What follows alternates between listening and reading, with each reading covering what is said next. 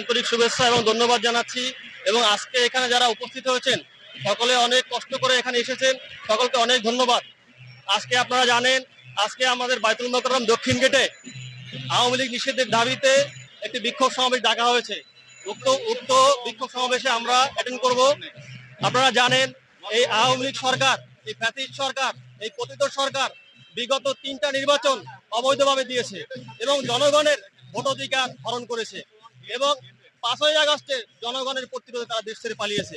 অথচ তাদের সাঙ্গপাঙ্গ, তাদের আন্ডা বাচ্চা এখানে দেখে গেছে, তারা বিভিন্ন জায়গায় বিভিন্ন ধরনের অপকর্ম চালাচ্ছে এবং এই সরকারের ভাবমূর্তি নষ্ট করতেছে। সুতরাং অন্তর্বর্তীকালীন সরকারকে আমি অনুরোধ করব এবং দাবি জানাবো, আপনারা অচিরে এই আওয়ামী লীগকে নিষিদ্ধ করার ব্যবস্থা নেন এবং আওয়ামী লীগ যাতে আগামী নির্বাচনে না আসতে পারে সেজন্য নির্বাচন কমিশনকে জোর দাবি জানাবো এবং তাদেরকে নিষিদ্ধ করতেই হবে। আওয়ামী লীগের বিচার করতে হবে।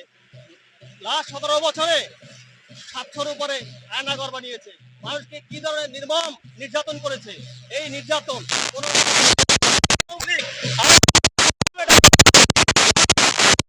তাই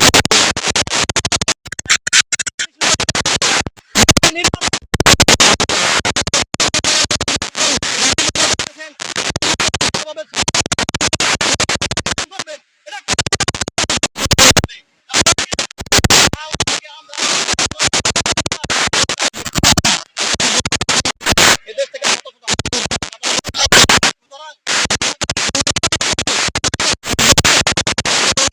অতি অচিরেই আপনারা আওয়ামী লীগকে নিষিদ্ধ বাংলাদেশের সকল নাগরিক আপনারা পরবর্তী নির্বাচনে ভোট দিয়ে জয়যুক্ত করবেন, এটা আপনাদের উপরে জোর দাবি।